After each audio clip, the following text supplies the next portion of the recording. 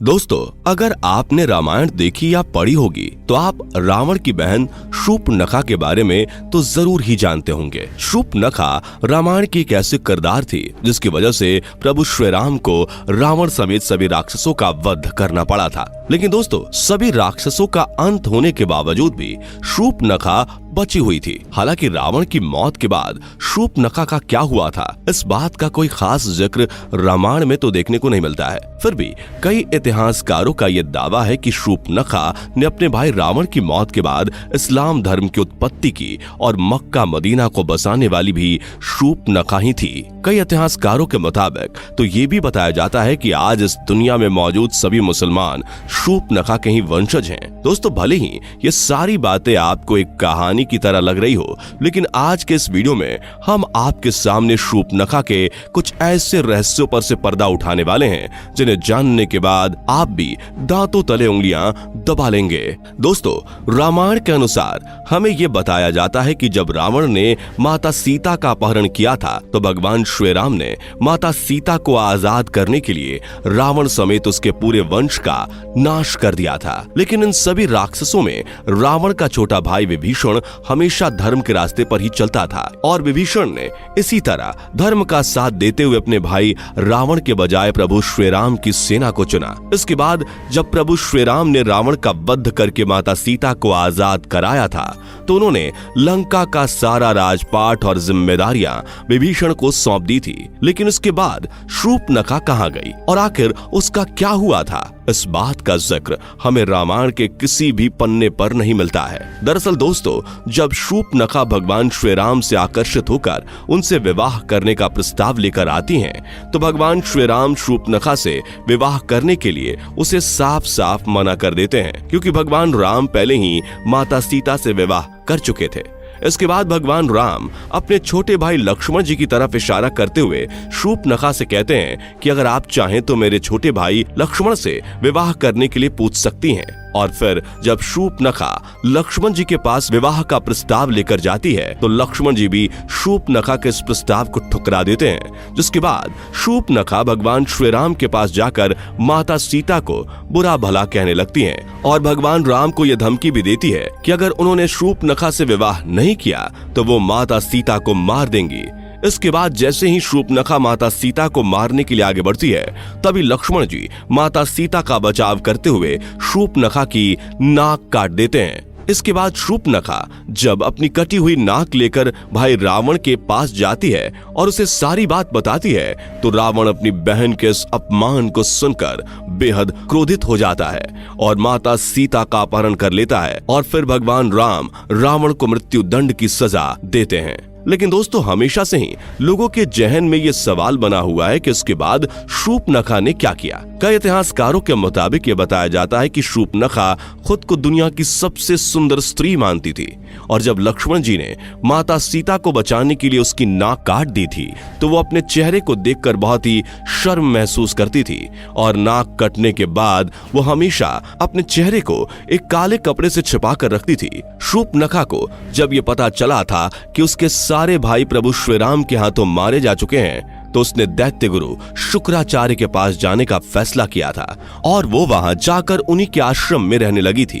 शूर्पणखा और शुक्राचार्य दोनों ही राक्षसों के वंश को आगे बढ़ाना चाहते थे, जिसके लिए शुक्राचार्य ने भगवान शिव की कठोर तपस्या की। शुक्राचार्य की इस तपस्या से प्रसन्न होकर भगवान शिव ने उन्हें असुरों के अमर होने के बजाय वरदान के रूप में एक शिवलिंग दिया और ये भी बताया कि जिस दिन कोई वैष्णव यानी भगवान विष्णु का अवतार या फिर कोई ऐसा भक्त जो भगवान विष्णु को सच्चे दिल से मानता हो, अगर उसने इस शिवलिंग पर गंगा जल छिड़क दिया तो उसी समय इस दुनिया से संपूर्ण राक्षस जाति का विनाश हो जाएगा। इसके बाद दैत्य गुरु शुक्राचार्य ने भगवान शिव के द्वारा दिए गए इस शिवलिंग को वैष्णव यानी हिंदुओं से दूर रखकर एक रेगिस्तान में स्थापित कर दिया, क्योंकि हिंदू धर्म का हर शख्स भगवान विष्णु को जरूर मानता है और अगर ऐसे में कोई हिंदू उस शिवलिंग पर गंगा जल छिड़क देता तो दुनिया से संपूर्ण राक्षस जाति का अंत हो जाता। इसलिए शुक्राचार्य ने इस शिवलिंग को दूर ले जाकर एक रेगिस्तान में इसकी स्थापना कर दी। और दोस्तों, रेगिस्तान में जिस जगह ये शिवलिंग स्थापित किया गया था उस जगह को आज हम सब मक्का मदीना के नाम से जानते हैं। दोस्तों, भले ही ये सारी बातें सुनने के बाद आपको हजम ना हो रही हों, लेकिन आपने कई विवादित बयानों में ये जरूर सुना होगा कि प्राचीन काल में यहाँ पर मंकेश्वर महादेव का एक मंदिर हुआ करता था, जहाँ भगवान शिव का एक शिवलिंग स्थापित था। दोस्तों, ये वही शिवलिंग है जिसे भगवान शिव ने दैत्यों के गुरु शुक्राचार्य को दिया था, और इस शिवलिंग को दैत्य गुरु शुक्राचार्य ने हिंदुओं से छुपाने के लिए भारत से दूर सऊदी अरब में मक्का में स्थापित कर दिया था। शुक्राचार्य ने इस शिवलिंग को सऊदी अरब में इसलिए स्थापित किया था क्योंकि उन्हें ऐसा लगता था कि ये बात कभी किसी हिंदू को नहीं पता चलेगी और इससे राक्षसों का वंश भी सुरक्षित रहकर आगे बढ़ता जाएगा। आपको बता दें कि दैत्य गुरु शुक्राचार्य ने इस शिवलिंग की सुरक्षा का काम शूर्पणखा को सौंप दिया था। उस समय शूर्पणखा हमेशा ही अपने चेहरे को कपड़े से ढककर रखा करती थी, और फिर शूर्पणखा ने अपने वंश को आगे बढ़ने के लिए कई बच्चों को जन्म दिया, जिसके बाद वही बच्चे आज शूर्पणखा की इस परंपरा को निभाते आ रहे हैं। जी हाँ दोस्तों, हम बात कर रहे हैं मुसलमानों की, क्योंकि आपने जब भी मुसलमान महिलाओं को देखा होगा तो ये गौर किया होगा कि वो हमेशा ही अपने चेहरे को ढककर रखती हैं और इसके लिए वो बुर्का पहनती हैं। मुसलमान महिलाओं के इन कपड़ों में केवल उनकी आंखें ही नजर आती हैं, और जब नाक कटने के बाद शूर्पणखा अपने चेहरे को कपड़े से छुपा कर रखती थी तो उसकी भी सिर्फ आंखें ही नजर आती थी।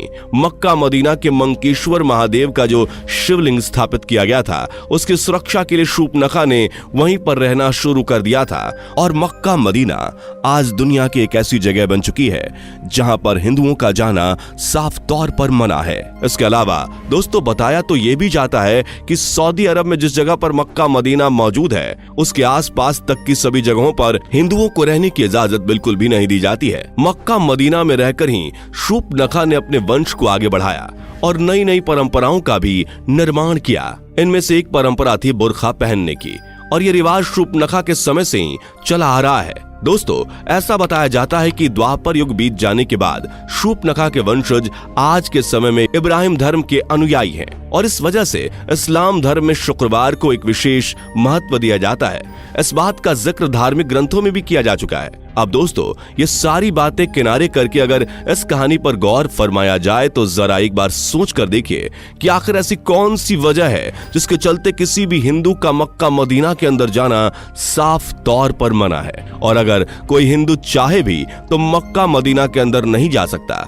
आखिर कौन सी चीज है जो सभी हिंदुओं को मक्का मदीना के अंदर जाने से रोकती है? दोस्तों, इस बात के पीछे ऐसा कोई ना कोई ठोस कारण तो जरूर होगा जिसने हिंदुओं के वहां जाने पर प्रतिबंध लगा रखा है। अगर ध्यान दें तो ये सारी बातें केवल एक ही तरफ इशारा करती हैं कि शायद मुसलमानों का शूर्पणखा के वंशज होने वाली ये बात हकीकत हो सकती है, और सारे मुसलमान इस बात से डरते हैं कि अगर कोई हिंदू गलती से भी मक्का मदीना के अंदर चला गया और उसने इस शिवलिंग पर गंगा जल छिड़क दिया तो इस दुनिया से पूरी राक्षस जाति का अंत हो जाएगा। दोस्तों, ये राक्षस कोई और नहीं बल्कि शूर्पणखा के ही वंशज हैं। भले ही ये सारी बातें आपको हैरान कर रही हों, लेकिन शायद ये सच भी हो सकती हैं, क्योंकि इस दुनिया का सबसे पहला धर्म सनातन धर्म ही है। यानी कि इस दुनिया में मौजूद हर एक व्यक्ति सनातन धर्म से जरूर ताल्लुक रखता है, और हमारे ईश्वर भी सनातन धर्म से ही ताल्लुक रखते थे। दोस्तों, ठीक ऐसा ही प्राचीन समय में भी हुआ करता था।